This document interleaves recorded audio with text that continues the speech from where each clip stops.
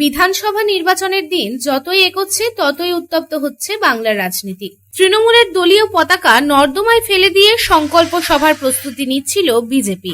এই অভিযোগ তুলে সরব তৃণমূল। চরম উত্তেজনা দুর্গাপুরের 16 নম্বর ওয়ার্ডের ধান্ডাবাগ বাগান পাড়ায়।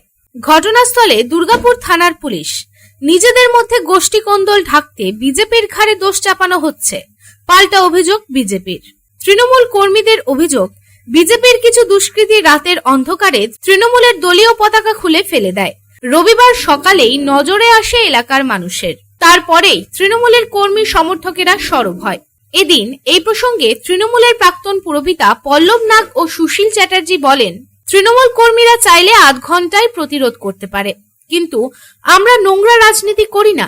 তবে যারা এরকম ঘটনা ঘটিয়েছে তাদের বিরুদ্ধে কড়া ব্যবস্থা নিতে হবে, না হলে আমরা বৃহত্তর আন্দোলনের পথে হাঁটব। 14 তারিখ সংকল্প যাত্রা। আপনারা জানেন যে আমরা পাঁচালী, আমরা উন্নয়নের পাঁচালী নিয়ে প্রতিটি ঘরে ঘরে আমরা যাচ্ছি, দুয়ারে দুয়ারে। তাই কালকে কনিষ্ক গোলাই থেকে SM ব্যানার্জি হয়ে আমরা ঝান্ডাবাদে আমরা কালকে দলীয় পতাকা মেরেছি। তো হঠাৎ করে দেখছি সকালবেলা, হ্যাঁ আমাদের দলের পতাকা, তৃণমূলের পতাকা, হঠাৎ করে দেখছি আমাদের পতাকা বেশ 1-150 পতাকা নেই। তো আমরা বলছি যে রাতের অন্ধকারে না খুলে সকালবেলা যদি বাপের বেড়া হয়ে থাকে, বাপ যদি জন্ম দিয়ে থাকে, তাহলে ফ্ল্যাগগুলো খুলে দেখার। আর আমরাও তৃণমূল ব্যবস্থা বলছি আধ ঘন্টা আমাদের সময় লাগবে না। এই যারা আছে উচ্ছৃঙ্খল দল, এই হনুমানের দলকে আধ ঘন্টা লাগবে না আমাদের সরাতে। দলীয় পতাকা যে যার মতো লাগাতেই পারে, তাদের ব্যাপার, আমাদেরও ব্যাপার, কোনো অসুবিধা নেই। তাহলে এরকম নোংরামি আমরা চাইছি না। আমরা পুলিশকে জানিয়েছি, পুকুরে ফেলে দিয়েছে, ছিঁড়ে ফেলে দিয়েছে, গলিতে পড়ে আছে।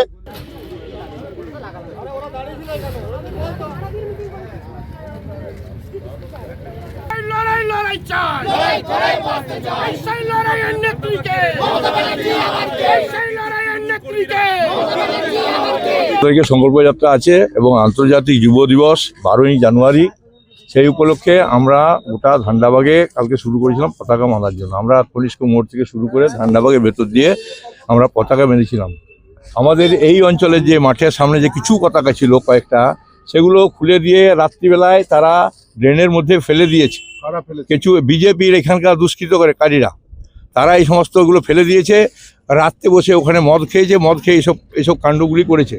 আমরা এই চোরের মতন এই কাজ করা আমরা ঘৃণা করি, ধিক্কার জানাই।